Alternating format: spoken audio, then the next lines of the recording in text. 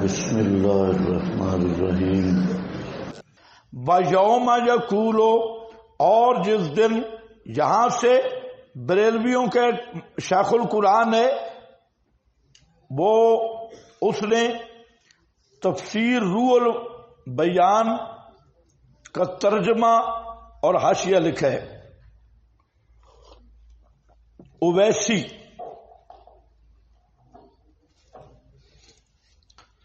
اویسی بہاولپور کا ابلیس اعظم، تو جہاں حاشیے پہ لکھتا ہے کہ اس آیت سے معلوم ہوا کہ اللہ اپنے دوستوں کو اپنا مددگار بناتا ہے، دشمنوں کو نہیں بناتا۔ دوستوں کو مددگار بناتا ہے۔ یہ ایسا چبل ہے کہ سمجھے ہی نہیں بات۔ کیا پڑھا آپ نے سورہ بنی اسرائیل میں؟ وَلَمْ يَكُنْ وَلِيٌّ مِنَ الذُّلِّ وَكَبِّرْهُ تَكْبِيرًا۔ تو یہ جو آزودہ ہے یہ مزید تکبیر کے لیے ہے، اس کا یہ مطلب نہیں ہے آزودہ نا مذلین زیادت شناعت کے لیے ہے۔ پیچھے ذرا آپ دیکھیں، کس کو تم نے اولیاء بنایا؟ جو تمہارے دشمن ہیں ان کو تم نے اولیاء، اور ہیں بھی کیا؟ گمراہ کرنے والے۔ تو اس کا یہ معنی تو نہیں ہے کہ دوستوں کو کارساز بنا لو۔ تو اسی طرح مذلین کو جیسے اللہ اپنا مددگار اور مشیر نہیں بناتا، وہ ہے ہی مشیروں سے پاک، تو وہ کسی مقرب کو بھی اپنا وزیر اور مشیر نہیں۔ اسی لیے یہ ابن کثیر کی عبارت میں لایا ہوں کہ وہ جو اویسی نے بات کی، اویسی کہتا ہے کہ مذلین سے پتہ چلتا ہے کہ مقربین کو اللہ نے اپنا مشیر اور امدادی بنایا ہے، گمراہوں کو نہیں بناتا۔ کوئی سمجھ نہیں آ رہی؟ گمراہوں کو نہیں بناتا۔ تو جواب کیا دے رہا ہوں کہ اللہ وزیروں مشیروں سے پاک ہے، اس کی شان ہی نہیں کہ وہ کسی کو بنائے۔ پھر مذلین کیوں کہا؟ زیادت شناعت کے لیے، زیادت اور زیادہ تذلیل کے لیے کہ اللہ ہے ہی پاک اور انہاں چبلا نو بناندا۔ تو یہ کیا ہے؟ زیادت شناعت کے لیے۔ ایک بار پھر پڑھ لو حافظ کی عبارت۔ یہ حافظ کی عبارت جہاں اسی لیے لکھی ہے ان المستقل بخلق الاشیاء کلیا، میں مستقل ہوں، جملہ ایک قیمتی ہے، ساری چیزوں کے پیدا کرنے میں، اور کیا ہوں؟ مدبر ہوں اور مقدر ہوں، وحدی اکیلا۔ ہر چیز کا مدبر کون؟ ہر چیز کا مقدر، اس کی مقرر کرنے والا، اس کی مقداروں کو یہ اللہ۔ آگے لیسا معیجا فی ذالک شریک ولا وزیر ولا مشیر ولا نذیر۔ کدھر گیا اویسی ابلیس؟ اللہ کی شان ہی نہیں کسی کو وزیر بنانا، کسی کو امدادی بنانا۔ یہ عبارت سپیشل اس لیے آئی ہے، پتہ نہیں تمہیں سمجھ بھی آئی کہ نہیں۔ متخذ المذلین عضدا ویوم یقول، تخویف اخروی ہے، اور جس دن کہے گا، اللہ فرمائیں گے نادو، او مشرکو پکارو ذرا، نادو شرکائی، پکارو نا، پکار کے ذرا دیکھو کس کو پکارو؟ شرکا کا معنی لکھا ہے، اور ایک عبارت اوپر چلی گئی، اس کو نیچے نشان لگاؤ، دھوکہ لگ۔ کل ملائکہ و عیسیٰ، یہ شرکا کے ساتھ عبارت ہے، جیسے فرشتے اور حضرت عیسیٰ، اور مدارک کا وہ کبیر ہے، مدارک کا حوالہ لکھا ہے، اور للملائکۃ وعزیرن وعیسیٰ۔ کون شرکا؟ بت ہے نا۔ شرکائی الذین زعمتم، وہ جن کو تم گمان کرتے تھے، زعمتم کیا گمان کرتے تھے، ہم شرکا، کبیر کی عبارت لکھی ہے ہم شرکا، تم گمان کرتے تھے کہ وہ شریک ہیں، کرنیاں بھرنیاں والے ہیں، ان کو ذرا بلاؤ، فدعوہم، پس مشرک بلائیں گے، او بابا بلائیں گے، فدعوہم، ان کو بلائیں گے، فلم یستجیبوا لہم، وہ نہیں جواب دیں گے انہیں، وجعلنا بینہم، پس کر دیں گے ہم درمیان ان کے موبقن، خندق آگ کی، موبقن کا معنی خندق آگ کی، آگ کی خندق یعنی جہنم کی وادی، ان کے درمیان کر دیں گے۔ اچھا ایک عبارت بڑی قیمتی ہے، وہ ذرا دیکھ لو کہ حافظ ابن کثیر کی عبارت ہے، لیکن آیت نمبر 50 کا فائدہ ہے۔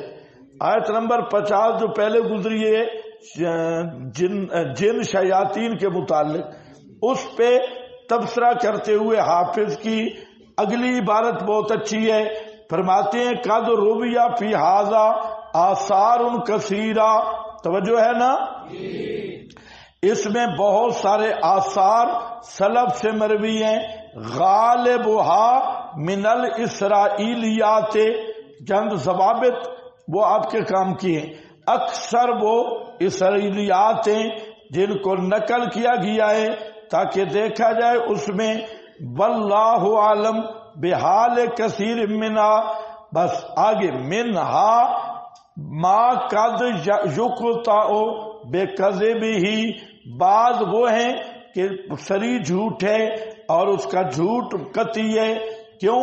لمخالفتہ للحق، کیونکہ وہ حق کے مخالف ہیں، جو ہمارے ہاتھوں میں حق ہے، اور کیا ہے ہمارے ہاتھوں میں حق، یہ جو آپ کے ہاتھوں میں حق ہے کیا ہے؟ قرآن ہے، وفی القرآن غنیۃ عن کل ما عداہ، اور قرآن میں کفایت ہے ہر اس چیز سے جو قرآن کے علاوہ خبریں ہیں پچھلے لوگوں کی، کیوں؟ لأنها لا تکاد تخلو من تبدیل وزیادت ونقصان، یہ باتیں کدھر کام آئیں گی تمہیں تو پتہ ہی نہیں ہے، اکابر کی بھی نہیں، یہ کابر جو اکابر یہود کو استدلال بنا رہے ہیں،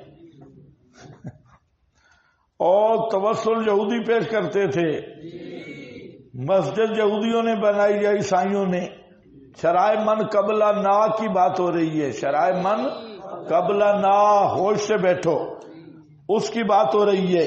تو یہ کیا کہہ رہے ہیں کہ لا تکاد تخلو من تبدیل ولا زیادت و نقصان، پہلی شریعتیں بدل گئیں، کتابیں بدل گئیں، زیادتی ہو گئی، نقصان، وقد وضع فیہا اشیاء کثیرۃ، اس میں کئی نئی چیزیں داخل کی گئیں، کئی نئی چیزیں داخل کی گئیں، لیسا لہم من الحفاظ المتقنین، جو نہیں ہے واسطے ان کے حفاظ متقنین سے، الذین، وہ جو غالیوں کی تعریف کی نفی کرتے ہیں اور مبتلین کے انتحال اور تعریفات کی نفی کرتے ہیں، تو کہتے ہیں کمال حاضر الامہ، جیسے اس امت میں ائمہ اور علماء اور سادہ اور سردار وہ سید ہیں اور دینی یہ سردار ہیں، اتقیاء الابرار والنجبا، اتقیاء ابرار اور نجیب لوگ، من الجہابذۃ النقاد، جو بڑے بڑے نقاد، والحفاظ الجیاد، بڑے بڑے حافظ اور عظیم الشان، الذین دبنوا الحدیث،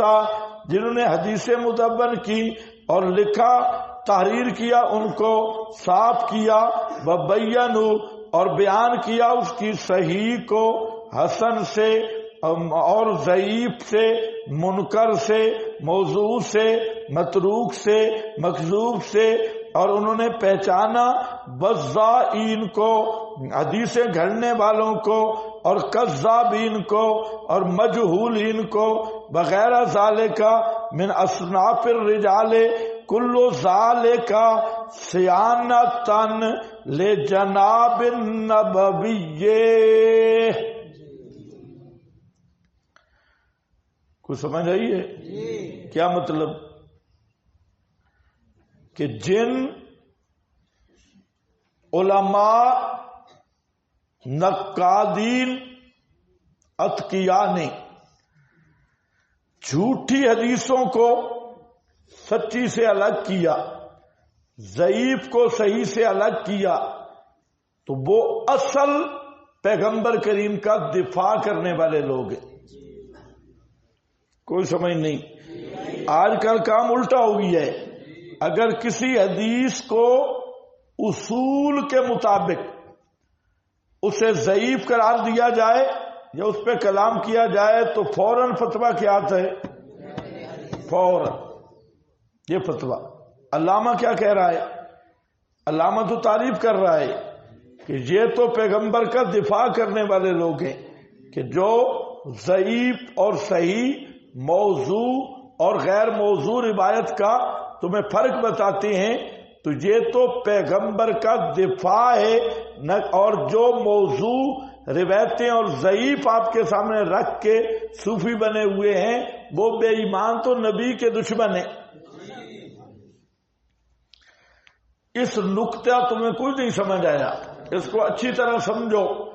ماحول یہ بنا دیا گیا کہ کسی حدیث پر اگر میں نے لفظ بولا ہے، یاد رکھنا، اصول کے مطابق، یہ نہیں ہے کہ اپنی ہوس یا اپنی ہوا کے مطابق تبصرہ شروع کر دے، نہیں، جو اصول المحدثین ہیں اور فقہا، اس کے تحت اگر کسی حدیث پہ جرح کی جائے، بالخصوص جہاں عقائد کا مسئلہ ہو، جہاں صحابہ مجروح ہو رہے ہوں، جہاں پیغمبر کی عزت پہ حرف آ رہا ہو اور اسلام کے یا قرآن کی تحریف، حفاظت، اس پہ اعتراض تعریف کی صورت میں آ رہا ہو، تو ایسی روایات پہ جرح کر کے ان کو بتانا کہ یہ صحیح نہیں ہے، یہ کیا ہے؟ انکار حدیث ہے یا پیغمبر کا دفاع ہے؟ آج ماحول یہ بن گیا، سمجھا، یہ انکار حدیث ہے، اس لیے بیٹھے ہیں گھنگلو کے بچے، وہ وہاں بیٹھ کے تعبیر لیں، ادھر گھسیٹو ادھر گھسیٹو، تو ان نااہلوں کو یہ نہیں پتا کہ ادھر معاملہ کس کا کھڑا ہے؟ صحابہ کا، ادھر معاملہ پیغمبر کی عزت کا ہے، ادھر معاملہ قرآن کی حفاظت کا ہے، اور تم ان روایتیں سارے ناسبی خارجی شیعہ، وہ تو تمہارے درمیان پہچان ہی کوئی نہیں، بدعت تو ظلم ہی کوئی نہیں نا روایت حدیث میں، یہ تو مسئلہ ہی کوئی نہیں، تو وہ جتنا جو تمہیں ٹیکا لگائے تو آگے تمہارے مولوی منہ ٹیڑھا کر کے نہیں، چونکہ یوں چنانچہ یہ اصل نبی کے دشمن ہیں، اور نبی کی سنت کی حفاظت کرنے والا، پہرا دینے والے۔ علامہ نے کیا کہا؟ علامہ ابن کثیر ہے، ان کو نام کیا دیا ہے؟ جیسے اس امت کے ائمہ، علماء، السادہ، الاتقیاء، الابرار، النجباء، یہ کس کو لقب دے رہا ہے؟ جو حدیثوں پہ پرکھ کر کے، تحقیق کر کے ضعیف اور صحیح کو جدا کرتے ہیں، موضوع اور غیر موضوع کا فرق کرتے ہیں۔ تو یہ علامہ ابن کثیر ہے، یہ تمہارے سارے مولوی اس کے جیب میں آ جائیں، یہ اتنا بڑا علامہ ہے، لیکن ذرا اس کی عبارت غور سے سنو کیا کہہ رہا ہے۔ تمہارا پورا ذہن ہی الٹا کر دیا گیا ہے کہ کوئی کہیں اگر حدیث پہ کلام کرے اور اصول کے مطابق تو فوراً فتویٰ آ جائے جی منکر حدیث ہے، اور کئیوں کا ناک اتنا تیز ہے بو آ رہی ہے جی انکار حدیث کی۔ ہاں اس کو کہو بو نہ آئے گی، استنجا پکا کر کے بیٹھا کرو، بو کہیں اور سے آ رہی ہے. ہاں حرروا بینوا صحیحہ من حسنہ، سمجھ گئے نا. اور انہوں نے پہچان کرایا بذائین کا، کذابین کا، مجہولین کا، غیر ذالک من اصناف الرجال کل ذالک صیانتن. یہ سب کا سب کیا دفاع ہے جناب نبوی کا، والمقام المحمدی، اور مقام محمدی کا یہ دفاع خاتم الرسل وسید البشر علیہ افضل التحیات والصلوات والتسلیمات ان ينسب الیہ کاذب او یحدث عنہ بما لیس منہ. کہتا ہے کہ اس بات سے کہ آپ کی طرف جھوٹ منسوب کیا جائے یا آپ سے بیان کیا جائے وہ چیز جو بما لیس منہ ہو، جو آپ سے ثابت نہیں. فرضی اللہ عنہم، ان علماء پہ اللہ راضی ہو. حافظ دعا کر رہا ہے، سمجھ. فارضاہم وجعل جنات الفردوس مأواہم وقد فعل، اللہ نے ان کو انشاءاللہ جنت میں پہنچا دی ہے. قد فعل، ان کو یہ اپنی محنتیں کر گئے. میں نے آپ کے سامنے دو باتیں کی اس پورے حاشیے میں جو اصل مقصود اور غرض ہے. ایک تو یہ کہ جو پہلی کتب یا اسرائیلی روایات ہیں ان کا کوئی اعتبار نہیں ہے. شرائع من قبلنا کا ضابطہ یہ ہے کہ جس کا ما قبلنا کی شریعت ہونا صحیح ثابت ہو، اور وہ ثابت کس سے ہوگا؟ یا قرآن سے یا نبی کے فرمان سے. یہ نہیں ہے کہ یہودیوں کی شریعت میں یہ تھا. میں نے کہا کہ آپ کی بعثت ہی ناسخ للشرائع کلھا، ساری شریعتیں کیا ہو گئی؟ منسوخ. اس لیے جو فقہ کا مسئلہ ہے نا، پڑھا ہوا ہے نا کسی نے شرائع من قبلنا یا نہیں پڑھا ہوا؟ ہاتھ کھڑا کریں جنہوں نے پڑھا ہوا ہے. شرائع من قبلنا کا کوئی لفظ سنا ہوا ہے پہلے کتابوں میں؟ ہاں ماشاءاللہ. تو پڑھا ہوا ہے تو پھر سمجھو بھی صحیح. تو شرائع من قبلنا بوجھوں ہوگا جو قرآن بیان کرے گا یا نبی کریم علیہ السلام. باقی پہلی شریعت محرف بھی ہو گئی، کتابیں بھی محرف ہو گئی اور شریعتیں بھی منسوخ ہو گئی. یہ بڑی بات ہے. اصل اس کی سورہ انعام میں بات آتی ہے، مفصل بات شرائع من قبلنا کی. تو یہاں اتنی بات حافظ کے. اور دوسرا مسئلہ یہ کہ احادیث کی تحقیق اور اس میں صحیح ضعیف موضوع ثابت، ان چیزوں کی تحقیق کر کے ضعیف کو الگ کرنا، موضوع کو الگ کرنا اور صحیح حدیث کو پیش کرنا، یہ پیغمبر کریم کا دفاع ہے اور سنت نبوی کا دفاع ہے. یہ انکار حدیث نہیں ہے.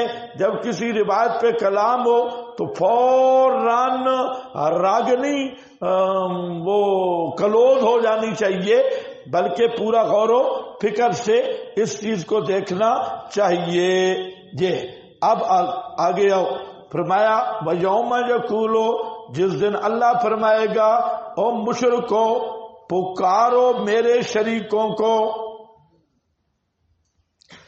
برا المجرمون، اور مجرم دیکھتے ہوں گے، النارا دیکھیں گے مجرم آگ کو، فظنوا انہم مواقعوہا، اور گمان کریں گے وہ کہ وہ گرنے والے ہیں، داخل ہونے والے ہیں اس آگ کو، اور نہیں پائیں گے اس سے کوئی پھرنے کی جگہ، مصرفہ